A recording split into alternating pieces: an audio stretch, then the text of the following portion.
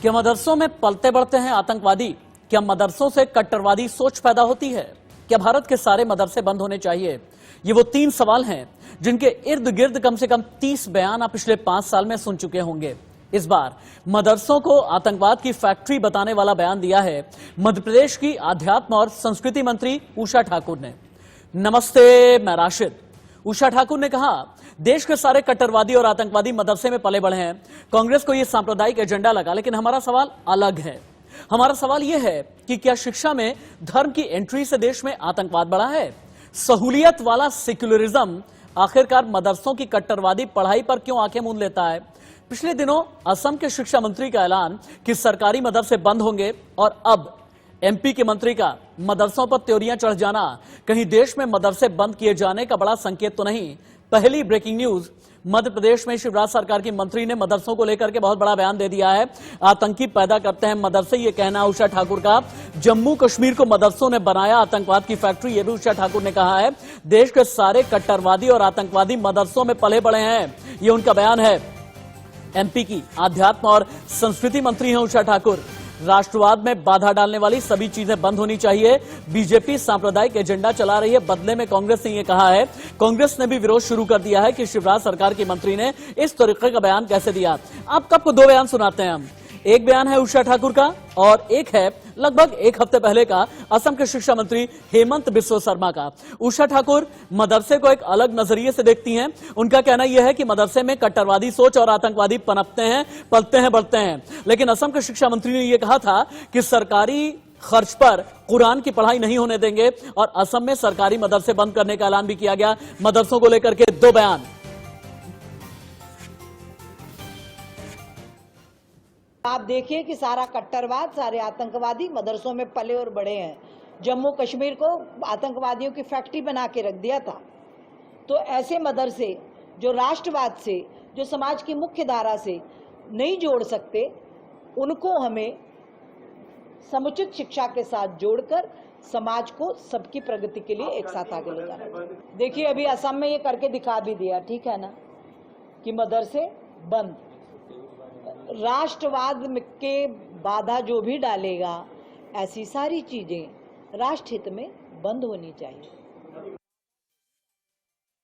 Assam has the unique distinction of running madrasa through the government funding. In my opinion, teaching Quran cannot happen with the cost of the government. So, if we have to teach Quran with the cost of government, then we have to teach both Bible and Bhagavad Gita also at the cost of the government. मदरसा नाम आतंकवाद काम। मेरे साथ में एक पूरा panel जुड़ गया है जिनके जरिए हम वाकई में जानेंगे कि कहीं ऐसा तो नहीं कि हाल के दिनों में बीजेपी के बड़े नेताओं के जितने भी बयान आ रहे हैं, ये बड़ा संकेत तो नहीं कि देश में मदरसे बंद होने वाले हैं। और सभी का टेक क्या है? क्या देश में वाकई में मदरसे बंद होने चाहिए?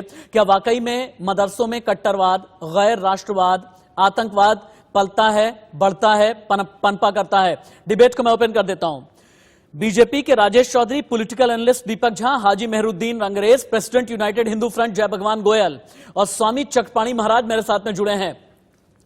हाजी मेहरुद्दीन रंगरेज, चूंकि आप इस्लामिक स्कॉलर हैं, इस्लाम के जानकार हैं, मदरसों के बारे में भी आपको अच्छी जानकारी है, मुझे ये बताएं कि वाकई में मदरसे में, जैसा कि उषा ठाकुर ने कहा है, मध्य प्रदेश सरकार की आध्यात्मिक मंत्री है, उनका यह कहना है कि मदरसों में आतंकवादी पलते बढ़ते हैं, मदरसे में कट्टरवाद की सोच पनपा करती है, मदरसों ने ही जम्मू कश्मीर में आतंकवाद की फैक्ट्री खोल करके रखी है। क्या देश में ऐसे मदरसे बंद होने चाहिए या यूं कहें कि सरकारी फंडिंग वाले सारे मदरसे ही बंद होने चाहिए? ये मुझे तो शर्म आ रही है उनके इस बयान पे कि वो उन्होंने अभी तक इस बयान के लिए उन्होंने अपने शब्द या माफी क्यों नहीं मांगी। मदरसे में जो है वो तालीम स्कूल है, एक वो मदरसा, उसमें पढ़ाया जाता है बच्चों को। सबसे पहले देशभक्ति सिखाई जाती है, बाद में इस्लाम सिखाया जाता है। ये सच्चाई है मदरसे की। रही उनकी सोच की, उनके पास अब कहने के लिए तो कुछ है नहीं, क्योंकि वहां पे होने वाले हैं अब उपचुनाव। आप गलत कह रहे हैं, आप गलत कह रहे हैं। मेरी बात सुनिए ना, मेरी बात सुनिए आप। मदरसे वो होते हैं, उत्तर प्रदेश में याद है ना आपको, 2 साल पहले 15 अगस्त को कैसे जनगण मन यानी राष्ट्रगान गा रहे थे बच्चे। वहां पर जाकर के मदरसे के संचालक ने उन्हें रोक दिया। ये यूपी के मदरसे की बात है। अब आप आ जाइए दक्षिणी कश्मीर का मदरसा सिराजुल उलूम इस मदरसे का नाम है। एक मदरसा तीन टीचर 13 आतंकवादी दक्षिण कश्मीर का मदरसा है। और यहां पर कैसे कैसे आतंकवादी पलते बढ़ते हैं, यह संयोग नहीं हो सकता। सज्जाद भट्ट, जुबैद नेंगरू, नाजमीन डार, एजाज अहमद पाल, आतंकवादी यहां पर पलते बढ़ते हैं। ये दक्षिणी कश्मीर का मदरसा है। ये आतंकवाद कभी मदरसे से नहीं पनपता। आतंकवाद का तो बिजनौर के मदरसे में, बिजनौर के मदरसे में कैसे गोला बारूद, कट्टे, हथियार ये सब कैसे मिले थे पिछले साल? बिजनौर का मदरसा तो याद है ना, बिजनौर का मदरसा, दक्षिणी कश्मीर का मदरसा। मैं सब लोगों के बारे में तो नहीं, अरे राशिद साहब सुनिए, मैं सारे लोगों के बारे में तो अपनी राय नहीं दे सकता। किसकी सोच क्या है। मगर 100% मदरसों में हमेशा तालीम सिखाई जाती है, बच्चों को पढ़ाया जाता है, बताया जाता है ये तुम्हारी देशभक्ति है, ये आपका इस्लाम है। उसमें 22 टाइप क्लास होती है, फर्स्ट, सेकंड, थर्ड, फोर्थ, 5, 6, 7, 8 बच्चे पढ़ते हैं। और वहां से आज देखो जो हिंदुस्तान का नीट का टॉपर है वो भी मुसलमान है। ठीक है। इतने सारे मदरसों की वजह से इतने सारे लोग IAS ऑफिसर बन रहे हैं। ये क्या है? वहां पे कोई एक आतंकवादी कोई बना हो, कोई इनके पास एविडेंस हो, कोई प्रूफ हो तो दिखाओ, बताओ। आप कहते हैं कि मदरसे से IAS और IPS, हाँ ठीक है। हाजी मेहरुद्दीन अंग्रेज, अब ये मत कहिएगा कि इस्लाम खतरे में है। हाजी मेहरुद्दीन अंग्रेज, अब ये मत कहिएगा कि इस्लाम खतरे में है। और ये भी मान लीजिए आप कि दारुल उलूम देवबंद में जो पढ़ाई कराई जाती है ना, दारुल उलूम देवबंद से देवबंदी 2 मदरसे पनपते हैं पाकिस्तान में। और इन्हीं पाकिस्तान के मदरसों के जरिए ही आतंकवादी पैदा किए जाते हैं। तालिबानी मुल्ला उमर भी ऐसे ही दारुल उलूम देवबंद से जुड़ा हुआ मदरसा है पाकिस्तान में, उसके जरिए तालिबानी पनपते हैं और पैदा किए गए हैं। आपका इस्लाम खतरे में होगा, मेरा इस्लाम खतरे में नहीं है। एक बार मैं स्वामी चकपाणी महाराज, रुक जाइए, स्वामी चकपाणी महाराज के पास जाते हैं। स्वामी चकपाणी महाराज के पास जाते हैं। स्वामी चकपाणी महाराज, पूरे भारत में 18 राज्य ऐसे हैं जहां मदरसों को केंद्र सरकार से फंडिंग मिलती है। MP, छत्तीसगढ़, त्रिपुरा, उत्तर प्रदेश जैसे राज्य शामिल हैं। असम ने इस प्रथा पर रोक लगा दी है। आपको लगता नहीं कि वक्त आ गया है कि पूरे देश में ये जो सरकारी फंडिंग कराई जाती है और जिनके जरिए आतंकवादी पलते हैं, पनपते हैं, बढ़ते हैं, इन्हें बंद किया जाना चाहिए? देखिए राशि जी, जिन मदरसों की जिक्र किया आपने और जो किया है, देखिए सवाल इस बात का कि जब अगर जो चावल पकाया जाता है हांडी में ना, तो चावल के सभी दाने को चेक नहीं किया जाता, एक ही दो चावल निकाल के चेक किया जाता है कि पूरा चावल पका है कि नहीं। बिल्कुल तो ठीक बात। इस चीज को बताने में ये काफी मदरसे वो है कि निश्चित रूप से कहीं न कहीं उसमें अलगाववादी विचारधारा, आतंकवाद पनप रहा है। क्योंकि जिस प्रकार से हथियारों की जखीरा बरामद होना, किसी पाठशाला में हथियारों की जब जखीरा बरामद होने लगे तो आप उसको क्या कहेंगे? जहाँ पे अनेक राष्ट्र विरोधी भावनाएं जागृत हो जाए, जहाँ पे जनगण मन नहीं गा सकते, वंदे मातरम नहीं गा सकते, तो उसको क्या कहेंगे? ठीक है। और अंग्रेज जी की बात है, हो सकता है एक काम करते हैं, मदरसों के बारे में 3 इंफोग्राफिक मेरी टीम ने तैयार किया है। मेरी रिसर्च टीम ने मदरसों के 3 इंफोग्राफिक तैयार किए हैं। एक बार हम वो दिखाते हैं। इंफोग्राफिक स्टूडियो सभी गेस्ट को लेकर के चलिए ताकि हम ये जान सकें कि मदरसे आखिरकार होते क्या हैं। मदरसों को जाने आप। मदरसे होते हैं इस्लामिक विद्यालय और मदरसों में उर्दू के साथ इस्लामिक धर्म से संबंधित किताबें पढ़ाई जाती हैं। आमतौर पर मदरसों में 2 तरह के कोर्सेज पढ़ाए जाते हैं। पहला होता है हिफ्ज, जिसे करने के बाद उपाधि मिलती है हाफिज की। दूसरा अलीम, जिसे करने के बाद इस्लाम का विद्वान माना जाता है। मदरसों में तहसीर, हदीस, शरिया, मंताक, ये 4 विषय पढ़ाए जाते हैं। अब आप ये सोचें, इन 4 विषयों से कितने IAS बनते होंगे, कितने PCS बनते होंगे, कितने IPS बनते होंगे, कितने डॉक्टर, इंजीनियर बनते होंगे। तहसीर में कुरान के बारे में लिखा हुआ है, पढ़ाई कराई जाती है। हदीस में मोहम्मद साहब के पवित्र विचार के बारे में पढ़ाते हैं। शरिया में कानून की पढ़ाई कराई जाती है और मंताक में मुस्लिम धर्म का पढ़ाया जाता है, इतिहास। कई मदरसों में अब गणित और विज्ञान पढ़ाया जाता है, लेकिन ये सिर्फ और सिर्फ छोटी संख्या में ही है। अब भारत में मदरसों के हालात जानने अगर आपको हैं, अगला इंफोग्राफिक चेंज करें, भारत के मदरसों के हालात जानिए आप। संचार समिति है और संचार समिति की रिपोर्ट में ही भारत के मदरसों की जानकारी दी गई है। भारत के मुस्लिम मदरसों में अपने बच्चों को पढ़ाने में कोई इंटरेस्ट दिखाते ही नहीं, यह संचार समिति की रिपोर्ट है। भारत में केवल 4% बच्चे ही मदरसों में जाते हैं। मदरसों में गरीब या धार्मिक इस्लामिक परिवार के बच्चे होते हैं और मदरसों में आधुनिक तकनीक के बारे में न सिखाकर सिर्फ धर्म की शिक्षा अधिकतर में दी जाती है। आंकड़ों के मुताबिक भारत में लगभग 1 लाख के आसपास मदरसे हैं, लेकिन 1 लाख में सिर्फ 45 मदरसे ऐसे हैं जहां के हालात अच्छे हैं। 1 लाख में 45 मदरसे। देश का संविधान क्या कहता है यह देखें, उसके बाद डिबेट को फिर से हम ओपन करेंगे। अल्पसंख्यकों को अपने मुताबिक शिक्षा का अधिकार देश का संविधान देता है। संविधान का एक आर्टिकल है, आर्टिकल 30। भारत की जो माइनॉरिटी है ना, अकलियत यानी अल्पसंख्यक, उन्हें कई अधिकार आर्टिकल 30 के तहत मिला है। आर्टिकल 30 के मुताबिक अल्पसंख्यकों को भाषाई और शैक्षिक संस्थानों का अधिकार है। आर्टिकल 30 में बिना किसी भेदभाव के सरकार से ग्रांट की मांग का भी हक है। भारत में मदरसे संविधान के आर्टिकल 30 के आधार पर ही चलते हैं और मदरसों में धार्मिक शिक्षा के अलावा गणित और विज्ञान की पढ़ाई भी कराई जा रही है, लेकिन कुछ कुछ मदरसों में। लेकिन मूल रूप से मदरसों का मकसद बच्चों को धर्म के रास्ते पर ले जाना ही है। अब अगर पूरे हिंदुस्तान में सिर्फ 4% बच्चे ही मदरसे में जाते हैं, हाजी मेहरुद्दीन रंगरेज, फिर कैसे कहेंगे आप? IAS IPS अगर ऐसे ही निकालते हैं तो पूरे हिंदुस्तान में सिर्फ 4% बच्चे ही जाते हैं मदरसों में। ऐसा क्यों? इस्लाम खतरे में नहीं होना चाहिए, अगर मैं ये सवाल करूं। राशिद साहब, ये जो आपने बताया उसमें उर्दू के साथ साथ हिंदी इंग्लिश भी पढ़ाई जाती है। आपने वो बात बताई नहीं। आवाम को, देश को, उनके साथ में मदरसे में हिंदी इंग्लिश भी पढ़ाई जाती है। NCERT का कोर्स पढ़ाया जाता है। उसकी वजह से ही बच्चे निकलते हैं और आगे जाके वो किस अलग अलग फील्ड में जाते हैं, जिसमें इंटरेस्ट होता है। अलग अलग फील्ड में क्या जाता है ना, मेरे पास का भी डेटा है, मैं आपको डेटा दूंगा, मैं स्टैट भी दूंगा। रुक जाइए आप, मैं आगे स्टैट दूंगा, लेकिन डिबेट को मैं एक बार सभी के लिए ओपन कर देना चाहता हूं। राजेश चौधरी भारतीय जनता पार्टी के नेता मेरे साथ में हैं। राजेश चौधरी जी, कभी जहां जहां आपकी सरकारें चल रही है ना, अलग अलग मंत्रियों के जरिए भारतीय जनता पार्टी के कई बयान आ जाते हैं। हालांकि बहुत बार यह भी कह दिया जाता है कि व्यक्तिगत बयान है, जैसा कि उषा ठाकुर ने यह कह दिया है कि मदरसे में आतंकवाद पनपता है। क्या यह बीजेपी का भी स्टैंड है? मेरा पहला सवाल है। अगला सवाल यह है कि अगर बीजेपी की मंत्री, असम के शिक्षा मंत्री मदरसों के खिलाफ अगर बोल रहे हैं, अगर असम में मदरसे सरकारी फंडिंग पर बंद किए जा रहे हैं, तो आपको क्यों नहीं लगता कश्मीर से लेकर के कन्याकुमारी तक जितने भी 1 लाख मदरसे हैं, बीजेपी सरकार इन्हें बंद कराए, संविधान को अमेंड करे। संविधान का आर्टिकल 30 अगर यह कहता है अल्पसंख्यकों को धर्म के हिसाब से मदरसे चला लो, इसे क्यों नहीं ठीक करते आप लोग? देखिए, मेरा कहना यह है, ये कुछ जो बयान आ रहे हैं कुछ बनावटी बयान नहीं है। वो बयान केवल इसलिए आ रहे हैं कि सामने जो घट रहा है, आपने देखा पुलवामा जो हमला, उसका जो मास्टर माइंड था वो तो मदरसे का बना हुआ व्यक्ति था। देश के अंदर अनेक ऐसे संस्थान हैं जो केवल आतंकवादी बनाने, इनका काम केवल आतंकवाद बनाना है। आपकी आवाज ठीक नहीं आ रही है, आपकी आवाज मैं ठीक करता हूं। एक काम करें, राजेश चौधरी जी की आवाज को फोन के जरिए बाईपास करके मेरे मुझ तक पहुंचाने की कोशिश करें। जैसे ही ये बाईपास हो जाता है मुझे तुरंत इन्फॉर्म करें। जय भगवान जी के पास में चलते हैं। जय भगवान जी, देश का संविधान अधिकारी यह देता है कि धर्म के हिसाब से अपने मदरसे चला लो, लेकिन मदरसे में जब आतंकी फैक्ट्री पलने लगे, पनपने लगे, तो फिर आप क्या कहेंगे? अगर मध्य प्रदेश सरकार की मंत्री उषा ठाकुर ने यह बात कही है, आप इत्तेफाक रखते हैं या नहीं?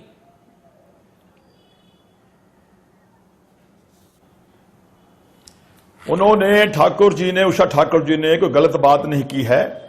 हम बरसों से, बोले सुने आपको, हम बरसों से ये मांग करते आए हैं कि कुरान के अंदर 24 ऐसी खतरनाक आयतें हैं जो खुलेआम देश को बांटने का, काटने का संदेश देती हैं, जो खुलेआम कहती हैं कि जो गैर मुस्लिम हैं वो काफिर हैं, इनको मारो, लूटो, काटो, इनकी संपत्ति पर कब्जा करो। सूरा नंबर 9 आयत नंबर 5 ये खुलेआम कहती है। जब 3, 4, 5 साल का बच्चा सुबह से लेकर शाम तक मदरसे में मौलवी द्वारा 4-5 बार दिन में ये बात कही जाएगी, लिखाई जाएगी, पढ़ाई जाएगी, तो उसके दिमाग में एक बात बैठ जाएगी, जब वो 14-15 साल का नौजवान होगा उसके अंदर ये बात कूट कूट के भर दी गई, जो गैर मुस्लिम हैं सारे काफिर हैं, इनको लूटना, मारना, काटना, इनकी संपत्ति पे कब्जा करना तेरे को तेरे खुदा का आदेश है। ये बात खुलेआम मदरसों के अंदर ऐसी 24 आयतें हैं जो पढ़ाई जाती हैं जहां से आतंकवादी पैदा होते हैं। हाजी मेहरुद्दीन बोले हैं, उसके बाद दीपक भाई के पास जाऊंगा। हाजी मेहरुद्दीन बोले आप। मैं जय भगवान गोयल जी की जो सोच है उसमें मैं इत्तेफाक नहीं रखता, ना इन्होंने जो आयत का नाम बताया ये सब बात बिल्कुल इनकी पढ़ी पढ़ाई बात है, बिल्कुल फर्जी बात है। ओके ठीक है, आपका कहना यह है कि इनकी बातें फर्जी हैं। दीपक झा के पास चलते हैं। दीपक झा मेरे ऐसे मित्र हैं जो कि सुधी जनों में जाने जाते हैं, विद्वानों में जाने जाते हैं, बोलते बहुत अच्छा है और जब भी बोलते हैं बहुत तार्किक ही बोलते हैं। दीपक भाई, बच्चे कैसे हैं आपके? अरे बताइए ना, बच्चे कैसे हैं आपके? जी जी जी बिल्कुल बढ़िया, जैसे आपके बच्चे वैसे हमारे अच्छा, बच्चे। कितने बच्चे हैं आपके? 12-15 जी 15-20। अरे बताइए ना महाराज, आपके बच्चे कितने हैं? क्योंकि मैं ये जानना चाहता हूं ना, बचपन से ही बच्चों को कितने पादरी, मौलवी या फिर पुजारी, महंत ये बनाने के लिए भेजते हैं, तभी बात शुरू करूंगा ना। नहीं, अब आप बताइए ना, इसका कोई डिबेट से मतलब है तो फिर हम बात करते हैं, फिर मैं भी बताता हूँ। मैं यही जानना आपके चाहता कितने बच्चे हैं? हूँ, मैं यही जानना चाहता हूँ, बचपन से ही क्या बच्चे को धार्मिक शिक्षा दिया जाना जरूरी है मदरसे में जैसा किया जाता है?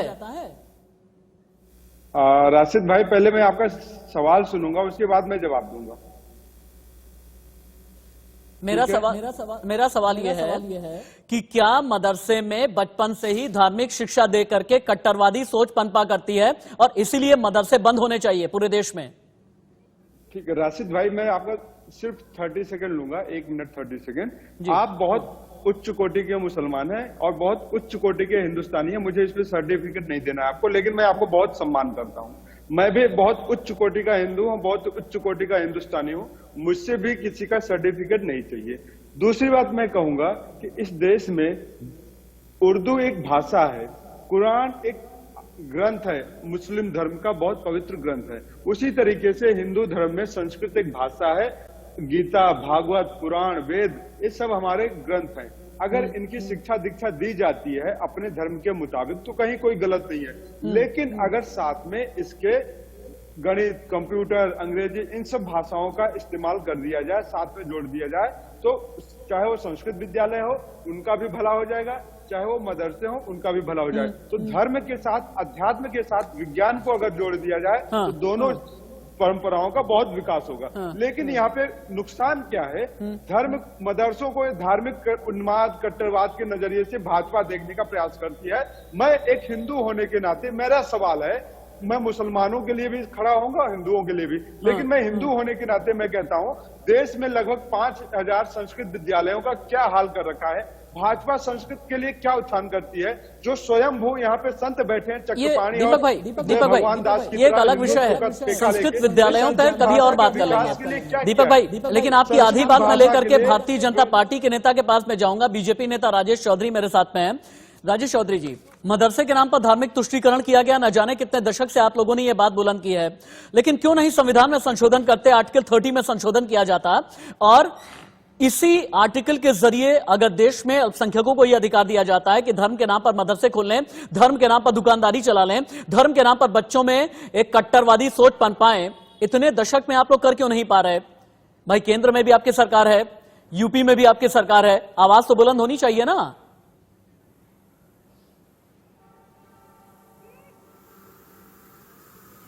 से सहमत हूँ और जो सरकारी उन सबको बंद किया जाना चाहिए। अल्पसंख्यक होने के नाम पर इस तरह से जो देश के साथ खिलवाड़ होगा, देश की सुरक्षा से खिलवाड़ होगा, ये सरकार मोदी नहीं करेगी। असम के अंदर आपने देखा किस तरह से मदरसे जांच करा करके उनको बंद करने का काम किया जा रहा है। उत्तर प्रदेश के अंदर हालांकि आपकी आवाज ठीक तरीके से नहीं आ रही। मैं फिर से ये कहूंगा कि फोन के जरिए बाईपास करके राजेश चौधरी की आवाज मुझे फोन के जरिए बाईपास करके ही दें, तभी मैं ठीक तरीके से सुन पाऊंगा। राजेश चौधरी जी की आवाज बाईपास करके मुझे फोन के जरिए दें, तभी मैं ठीक तरीके से सुन पाऊंगा। जो भी ऑडियो इंजीनियर है, प्लीज मेरी ये गुजारिश है, मेरी ये रिक्वेस्ट है, ऑडियो इंजीनियर ऑडियो ठीक करें। मैं बार बार एक ही रिक्वेस्ट कर रहा हूं। हाजी मेहरुद्दीन रंगरेज के पास में चलते हैं। हाजी मेहरुद्दीन रंगरेज, आपने अभी ये कहा था ना कि आईएएस निकलते हैं, पीसीएस निकलते हैं, लेकिन मेरे पास में मदरसों की कुछ अलग ही जानकारी है।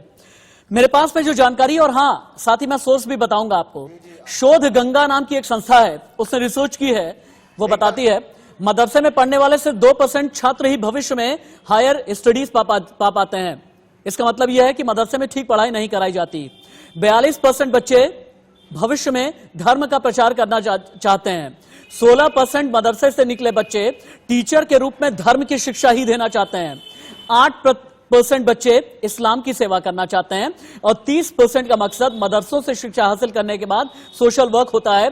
कहीं पर भी आईएएस और पीसीएस का ख्वाब, बीसीए एमसीए का ख्वाब, डॉक्टर इंजीनियर का ख्वाब मदरसों में नहीं मिला करता। ये रिसर्च है मेरे हाथ में, और आगे कुछ और भी रिसर्च मैं दूंगा आपको। ये हाँ, आप ये बताइए, क्या इसमें कहीं पे बताया गया कि वहां पे आतंकवाद की पढ़ाई पढ़ाई जाती है या कोई आतंकवादी बना है वहां से? ये बात कहीं लिखी है? हाँ बताता हूं ना। हाँ, आतंकवादी कहां पर पनपते हैं, मैंने नाम शुरू में भी बोला था, दोबारा से आप सुन लें और इसे दर्ज कर लें। और अगर होगा तो मैं पेपर्स भी आपके पास में भेज दूंगा, जो सारी डिटेल मेरे पास है, ये देख लीजिए। हाथ में पेपर है, यूं ही मैं बैठा नहीं करता। सिराजुल उलूम करके एक मदरसा है, दक्षिणी कश्मीर का मदरसा है।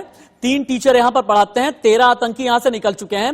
13 आतंकी जब निकले तो फिर त्योरियां मेरी भी चढ़ जाती हैं, आपको भी, अगर आप हिंदुस्तानी हैं, सच्चे देशभक्त हैं। अगर आप सज्जाद भट्ट के सपोर्टर नहीं हैं, अगर आप जुबैर निंगरू के सपोर्टर नहीं हैं, अगर आप अल बदर के सपोर्टर नहीं हैं, अगर आप नाजमीन डार के सपोर्टर नहीं हैं, अगर आप एजाज अहमद पाल के सपोर्टर नहीं हैं, तो आप ये मानिए कि मदरसों से आतंकवादी पनपते हैं, मदरसे से आतंकवादी निकलते हैं। मेरे पास में ये पूरा पेपर है, खुफिया एजेंसी का ये पूरा पेपर है। अगर चाहिए तो आपको भेज देता हूं। मैं आपकी बात से सहमत नहीं हूं। बात करते हैं आप। आपकी सहमति नहीं चाहिए मुझे चाहिए भी नहीं। आपकी सहमति मुझे चाहिए भी नहीं। मैं ये चाहता हूं कि आपके ज्ञान चक्षु खुल जाए। दीपक झा को रोजाना आपकी डिबेट कुछ ना कुछ ऐसी बात पे होती है जिसमें जो हमारा भाईचारा है वो बनता नजर आता है और वो खराब हो जाता है। अरे मेरी डिबेट, अच्छा मेरी डिबेट से जब डर गए ना, क्या है ना, मैं डिबेट में दुखती रख पे हाथ रख देता हूं। मैं डिबेट में दुखती रख पर हाथ रख देता हूं। मैं डिबेट में जब दुखती रख पर हाथ रखता हूं तब आपको ये लगता है कि भाईचारा बिगड़ रहा है। क्या बात कर रहे हैं आप? आपका इस्लाम खतरे में आ गया, मेरा इस्लाम तो खतरे में नहीं है। दीपक झा को फिर लेकर के आते हैं, फिर स्वामी चकपाणी महाराज आपके पास आए। रुक जाइए, होल्ड रुक जाइए, रुकिए ना। अगर मदरसों के जरिए वाकई में देश में बेहतरी हो रही है, दीपक झा रुकिए, रुक जाइए। अगर मदरसों के जरिए वाकई में देश में बेहतरी हो रही है, दीपक झा, तो मुझे ये बताएं, भारत के जो 22 करोड़ मुसलमान हैं, इनकी साक्षरता दर दलित यानी SC ST OBC से भी कम क्यों है? अगर वाकई में मदरसे इतने लिबरल हैं, अगर वाकई में मदरसे इतने सेक्युलर हैं। राशिद भाई, मैं मदरसों के साथ साथ कहूंगा, ठीक है, मान लेते हैं कि भाजपा के नेताओं का जो बयान है वो बहुत स्वागत योग्य है, बहुत सराहनीय है कि उन्होंने कह दिया मदरसे बंद होना चाहिए। लेकिन मैं फिर इसके साथ जोड़ना चाहता हूं कि संस्कृत विद्यालयों का क्या हाल कर रखा है। जो लोग संस्कृत पढ़ते हैं उनकी आज क्या स्थिति है, क्या दयनीय है। वो सड़क पर भीख मांगने के लिए तैयार है, सड़क पे भीख मांगने की स्थिति में है। तो आप दूसरे के घर पे तो देखते हैं कि दूसरे के थाली में क्या पक रहा है, लेकिन अपने घर को क्यों नहीं ठीक करते हो? अपने हिंदुस्तान में संस्कृत विद्यालयों को, संस्कृत शिक्षकों को क्यों नहीं ठीक करते हो? संस्कृत पढ़ने वाले बच्चों को, चाहे वो किसी भी जाति धर्म के, उनको आप क्यों नहीं रोजगार मुहैया कराते हो? वहां क्यों नहीं करते कि इनकी भी हालत दयनीय है? तो ये भाजपा का एक सांप्रदायिक माहौल खराब करने के लिए ऐसा प्लान, ऐसा बयान दिया जाता है, क्योंकि मध्य प्रदेश में चुनाव है। मैं कहता हूं, हिंदू हो या मुसलमान हो, मैं आपके साथ खड़ा हूं। मैं हिंदू हूं, मुझे संस्कृत पढ़ना है, तो संस्कृत के लिए भी उतना ही आप ध्यान दीजिए ना। तो तथाकथित चक्रपाणी और जय भगवान दास जैसे लोग भाजपा के जो वक्त बने घूम रहे हैं, ये धर्म के लिए। ये लीजिए, स्वामी चकपाणी महाराज, अभी तक तो मैं आपको धर्मगुरु, आध्यात्मिक गुरु ही समझता था। स्वामी चकपाणी महाराज, आज की तारीख में दीपक झा ने आपको एक नया सर्टिफिकेट दे दिया है कि भारतीय जनता पार्टी का चोला ओढ़े हुए घूम रहे हैं आप लोग, और आप लोग मदरसों को बदनाम करने की कोशिश कर रहे हैं। स्वामी चकपाणी महाराज, मेरा तो ये कहना है, इस वक्त देश में अगर यूनिफॉर्म सिविल कोड की मांग उठ रही है, तो धर्म के नाम पर इस तरह के मदरसे क्यों चलें? भाई, एक नेता, एक प्रधान, एक विधान अगर देश में है, तो फिर धर्म के नाम पर नहीं होना चाहिए ना। अगर धर्म की पढ़ाई करानी है, अपने घर पर बिठा करके कराएं। राशि जी देखिए, इसमें दो राय नहीं कि आजादी के बाद से सबसे ज्यादा किसी की उपेक्षा हुई तो गुरुकुलों की हुई, और गुरुकुलों की जिस प्रकार से दयनीय स्थिति वर्तमान में आज भी है वो किसी से छुपा नहीं है, और बड़े देख करके दुख होता है। जहां पे देश का एक भविष्य बनता था और देश को दिशा देने का काम करता था, पूरे विश्व को दिशा देने का काम करता था, गुरुकुलों की स्थिति बहुत ही दयनीय है। तो उसी के साथ आजादी के बाद सबसे ज्यादा किसी को संरक्षण दिया गया तो मदरसों को भी दिया गया, लेकिन उसके बदले में क्या मिला? वहां से आईएएस और पीसीएस नहीं निकलते, बल्कि उसमें पढ़ने वाले आईएएस के आतंकी बनते हैं, और अनेक आतंकी संगठनों में जितना उसका वो का उद्देश्य होता है, जिस प्रकार के आंकड़े आते हैं। और रही बात देखो कि अपने घर और दूसरे घर में झांकने की जो दीपक जी की बात है, ये बड़ी मूर्खतापूर्ण बात करते हैं, शायद इनको ज्ञान नहीं है।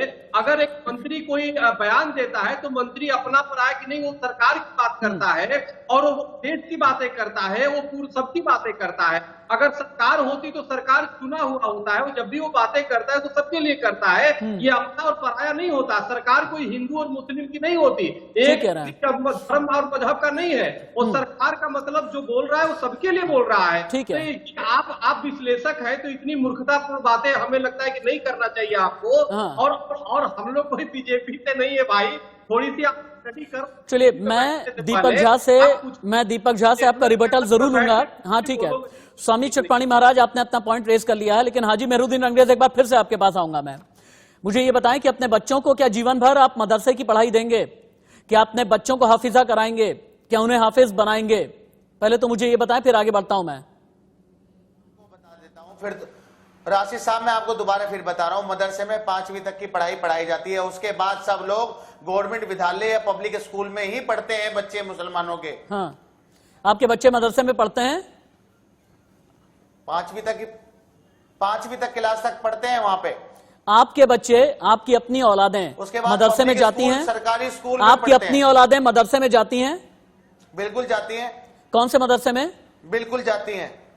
मदरसे का नाम बताइए। हमारे घर के सामने ही मदरसा है, उसी में जाते हैं। मदरसे का नाम? मदरसा फैजुल उलूम। अच्छा ठीक है, मैं पता करूंगा हालांकि। मदरसे का अब नाम मुझे, हाँ ठीक है, अब मेरा अगला सवाल सुनिए आप। भारत अगर एक धर्मनिरपेक्ष देश है और अपने आप को अगर आप सेक्युलर मानते हैं, तो फिर सरकार के खर्चे पर बच्चे को धार्मिक शिक्षा क्यों दी जानी चाहिए? मेरा पहला सवाल। और अगला यह है, भारत में सभी को अपना धर्म और पूजा पद्धति अगर अपनाने की आजादी है, तो फिर बच्चों से ये आजादी क्यों छीनते हैं आप लोग? अगर धर्म और पूजा पद्धति अपनाने की आजादी बड़ों को है, तो बच्चों से ये आजादी क्यों छीनते हैं? बच्चों से ये आजादी क्यों छीनते हैं? शुरुआत के दिनों में ही बच्चे को 6 साल, 7 साल, 8 साल आप बच्चे में ये भर देते हैं, आप बच्चे में ये भर देते हैं कि इस्लाम की पढ़ाई करो। राशि साहब, आपको भी पता है मदरसे में क्या पढ़ाया जाता है? उसमें पढ़ाया जाता है अपने से छोटों से प्यार करो, बड़ों का अदब करो, सलीका सिखाया जाता है जिंदगी के जीने का। वो जरूरी है बच्चे की जिंदगी में कि क्या है हमारा इस्लाम क्या कहता है। पहले देशभक्ति, वहां पे जनगण मन होता है, वहां पे तिरंगा नहीं, बहुत बार क्या होता है जनगण मन के नाम पे ना, बहुत बार क्या होता है जनगण मन के नाम पर, बहुत बार क्या होता है जनगण मन के नाम पर, वहां से होता है। हाँ, कई बार क्या होता है ना, जनगण मन को रोक दिया जाता है, झंडा फहराया जाता है, तब रोक दिया जाता है। यूपी की तस्वीरें 2 साल पहले की आपको याद होंगी, अगर नहीं याद है तो मैं आपको अपनी लाइब्रेरी से निकलवाता हूं और आपको भेज देता हूं, और फिर आप मुझे बताइएगा। मैं 1 मिनट के लिए रुकता हूं, उसके बाद दीपक भाई के पास चलूंगा। दीपक भाई इंतजार कीजिएगा, दीपक झा जी इंतजार कीजिएगा, क्योंकि मेरे कई सवाल ऐसे होंगे जो शूल सरीखे शायद कई लोगों को चुभेंगे, लेकिन हिंदुस्तानी हूं इसीलिए सवाल करूंगा। मैं 5 हेडलाइन ले लेता हूं, उसके बाद बीजेपी नेता के पास भी जाएंगे। स्वामी चटपाणी महाराज, जय भगवान जी, हाजी मेहरुद्दीन मेरे साथ में बने हुए हैं, लेकिन धर्म के साथ शिक्षा का ये गठजोड़ नहीं चलने देंगे। हां, इतना जरूर है कि किसी मदरसे को सिर्फ आतंकवाद या कट्टरवाद के चश्मे से नहीं देखा जाना चाहिए, यह हमारा मानना है, लेकिन सरकारी फंड पर क्या धर्म की पढ़ाई की जानी चाहिए? और मदरसों को ही बार बार क्यों शक की निगाह से, शक के नजरिए से देखा जाता है?